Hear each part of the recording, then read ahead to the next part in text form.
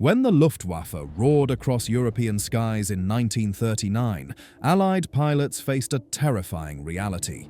German aircraft were faster, climbed higher, and outmaneuvered anything they'd seen before. The secret wasn't just superior tactics or pilot training. These power plants gave Hitler's air force advantages that seemed almost supernatural. What made them so dominant? The answers reveal engineering decisions that changed aerial warfare forever.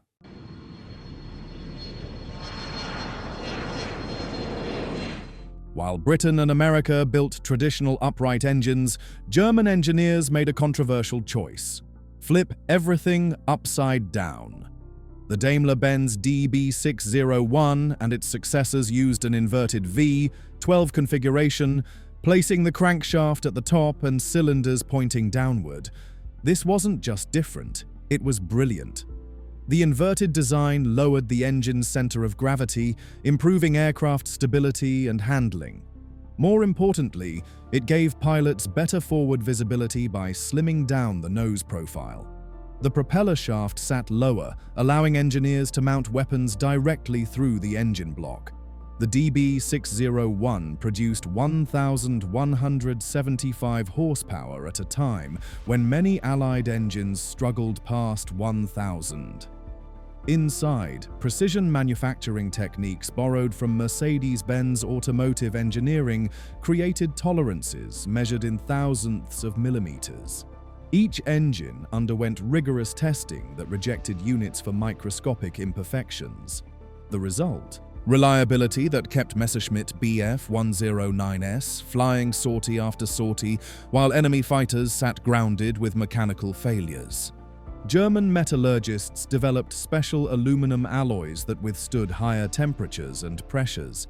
They pioneered sodium-cooled exhaust valves, hollow stems filled with metallic sodium that transferred heat away from valve heads 3 times more efficiently than solid steel. This single innovation allowed engines to run hotter and generate more power without destroying themselves.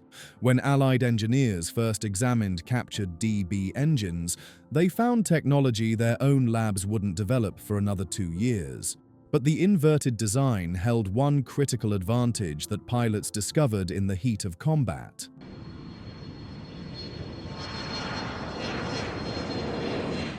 In September 1940, RAF pilots reported something impossible. During diving attacks, their Spitfires and Hurricanes would cough, sputter, and lose power, but the Bf-109s chasing them accelerated smoothly. British engineers quickly identified the culprit: carburetors. Traditional float-type carburetors relied on gravity to feed fuel into the engine.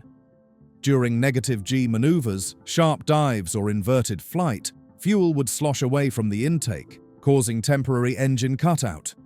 Pilots had to perform a half roll before diving just to keep their engines running. German engines didn't have this problem because they didn't use carburetors. Every Luftwaffe fighter and bomber ran on direct fuel injection systems developed by Bosch. High-pressure pumps forced precisely metered fuel directly into each cylinder regardless of aircraft attitude. A Bf-109 pilot could push his stick forward, slam into a vertical dive, and his DB601 would continue producing full power. This gave German pilots freedom to execute maneuvers their opponents physically couldn't match. The injection system worked through mechanical precision that seems almost primitive by modern standards, yet was revolutionary for its time. A gear-driven pump maintained constant fuel pressure while a sophisticated metering unit adjusted flow based on throttle position, altitude, and engine temperature. No electronics, no computers, just perfectly machined mechanical components working in harmony. The entire system weighed less than a carburetor setup while delivering better fuel economy and performance. British engineers knew about fuel injection. Rolls-Royce had experimented with it, but dismissed it as too complex and expensive for mass production. They were wrong. By 1942, the RAF finally introduced Miss Schilling's orifice, a simple restrictor plate that reduced carburetor starvation. It helped, but German pilots still held the advantage until later war models adopted proper injection systems. This wasn't the only area where German engineers pushed boundaries that others considered impractical.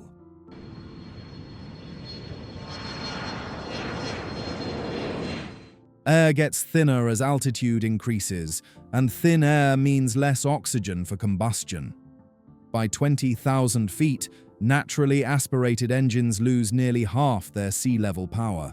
German engineers attacked this problem with superchargers that compressed incoming air before it entered cylinders.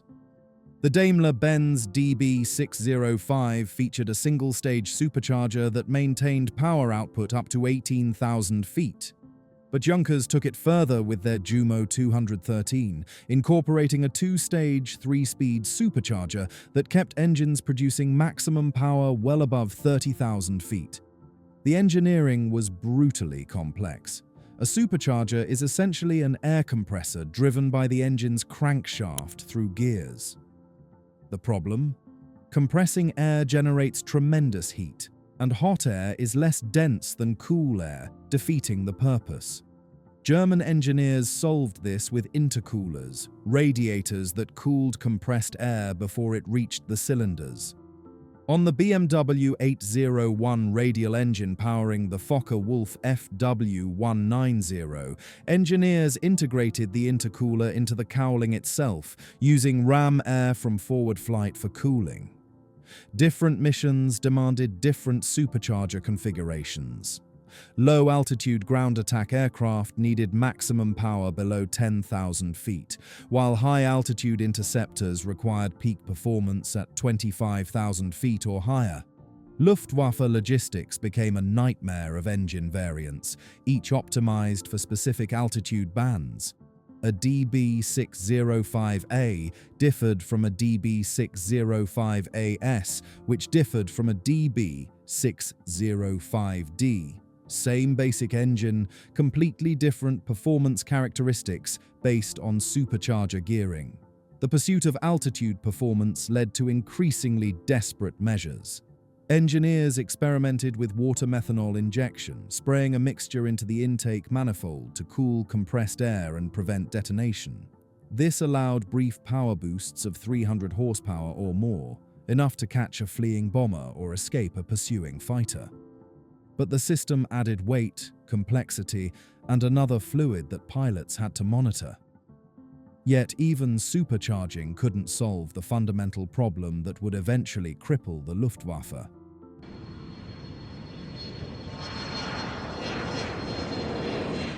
Germany had virtually no natural petroleum reserves. This single geographic reality shaped engine design more than any tactical consideration. When the Allies controlled Middle Eastern oil fields and American wells pumped millions of barrels, German chemists worked frantically in laboratories to create gasoline from coal. The Fischer-Tropsch process converted coal into liquid hydrocarbons through high-temperature chemical reactions. By 1944, synthetic fuel plants provided over 90% of Germany's aviation gasoline. But synthetic fuel wasn't as good as natural petroleum. It had lower octane ratings, meaning it detonated under pressure more easily than high-grade aviation fuel. Engine designers had to account for this inferior fuel from the beginning. They couldn't simply copy Allied engines that ran on 100-octane fuel when their pilots would be burning 87-octane synthetic. This forced conservative compression ratios and lower boost pressures, design compromises that cost horsepower. The chemical plants themselves became priority targets. Allied bombers struck the lunar synthetic fuel facility repeatedly throughout 1944. Each raid reduced German fuel production, and each reduction forced Luftwaffe squadrons to ration flying time. By early 1945, Germany had plenty of aircraft and pilots, but not enough fuel to fly them. Luftwaffe fighters sat hidden in forest clearings, fully fueled but unable to launch because there wasn't fuel for a second sortie. Engineers tried everything to reduce fuel consumption. They developed adjustable propellers that optimized efficiency at different speeds. They tested various fuel mixtures, adding ethanol and benzene to stretch supplies. Some desperate proposals suggested modifying engines to run on wood gas generators, technology used by civilian vehicles but completely impractical for combat aircraft. The Luftwaffe's fuel crisis didn't just limit operations, it made every design decision a compromise between power and efficiency. This resource shortage ultimately pushed German aviation toward a revolutionary technology that promised to escape piston engine limitations entirely.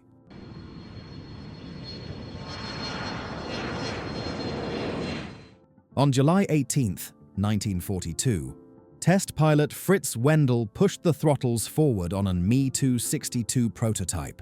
Without propellers, the aircraft accelerated like nothing he'd ever experienced.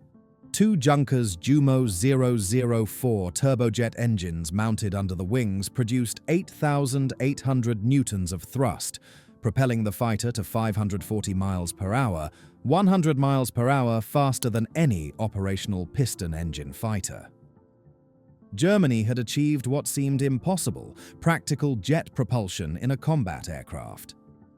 The Jumo 004 was magnificently crude.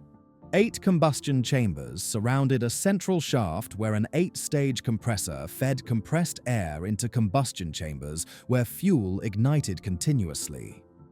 Hot exhaust gases spun a 3-stage turbine connected to the compressor, creating a self-sustaining cycle. No pistons, no crankshaft, no reciprocating mass, just a spinning shaft and continuous thrust. The engine weighed 1,850 pounds, yet produced power equivalent to a 3,000 horsepower piston engine. But material science couldn't keep pace with ambition. Turbine blades spun at 9,000 RPM while bathed in 700-degree exhaust gases. Germany lacked chromium and nickel for high-temperature alloys, forcing engineers to use mild steel blades that warped and failed after just 25 hours of operation. Compare that to modern jet engines running 25,000 hours between overhauls. Pilots learned to treat throttle movements gently. Aggressive inputs could spike exhaust temperatures and destroy turbines instantly. Starting the engine required a slow, delicate procedure. Too much fuel and the engine would flame out or literally melt itself. Production became a nightmare. Each Jumo 004 required 375 hours of skilled labor. Germany's high-precision machine tools were stretched beyond capacity, and Allied bombing disrupted supply chains. As the war situation deteriorated, slave labor replaced skilled technicians. Quality collapsed. Engines arrived at squadrons with internal damage, improper clearances, and contaminated fuel systems. Some failed during their first flight. Hitler's meddling made everything worse. Obsessed with revenge for Allied bombing, he demanded the Me-262 be converted from a fighter to a bomber. Engineers spent months modifying the aircraft to carry bombs, months when it could have been fighting Allied bombers. By the time Me-262S entered combat in July 1944, Germany no longer controlled the skies where jets could have made a difference. Even if the jet program had started earlier, one critical factor would have limited its impact.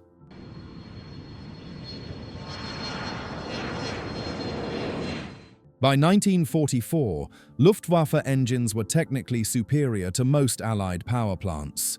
The DB605 could match the latest Merlin engines. The BMW 801 Radial outperformed American Radials in several categories. Jet engines were operational. So why did the Luftwaffe lose? Because engineering excellence can't overcome strategic failure and industrial capacity. Germany produced approximately 119,000 aircraft during the war. The United States alone produced 300,000. Britain added another 130,000. Soviet factories, even while evacuating ahead of German advances, churned out 157,000 aircraft. The Luftwaffe faced a 4-to-1 numerical disadvantage that no technological edge could overcome. Allied pilots could afford losses. German pilots couldn't. Every experienced pilot lost was irreplaceable. Training new pilots required fuel Germany didn't have. The bombing campaign devastated engine production. Ball-bearing factories in Schweinfurt, when destroyed, crippled engine assembly throughout Germany. Aluminum refineries, when bombed, forced engineers to use inferior substitute materials. By late 1944, quality control had collapsed. Engines arrived at frontline units with defects that would have been unthinkable in 1940. Pilots reported oil leaks, overheating, and mechanical failures at alarming rates. Desperation produced bizarre projects. The Volksjäger program attempted to build simple jet fighters using minimal materials and unskilled labor. The He-162 Salamander emerged, a jet fighter made primarily of wood, designed to be flown by Hitler Youth with minimal training. It was fast but virtually uncontrollable, killing more test pilots than enemy aircraft. Other projects proposed ramjet engines, rocket motors, and pulse jets. Some flew, none mattered. The final irony came in May 1945. As Allied forces captured German factories and research facilities, they found stockpiles of advanced engines, experimental jet designs, and technical documentation representing years of leading-edge development. American and Soviet engineers seized everything. Within months, German engine technology was being reverse-engineered, tested, and incorporated into Western and Soviet aircraft programs. The swept-wing designs, jet engine principles, and supercharging techniques that German engineers pioneered would power the next generation of military aviation, just not for Germany. The Luftwaffe's engines represented extraordinary engineering achievement born from necessity: fuel injection, advanced supercharging, and jet propulsion, innovations forced by resource scarcity and tactical demands. Want to explore more forgotten aviation engineering? Vintage Plane covers the machines that shaped aerial warfare. Keep watching to discover stories the history books overlooked.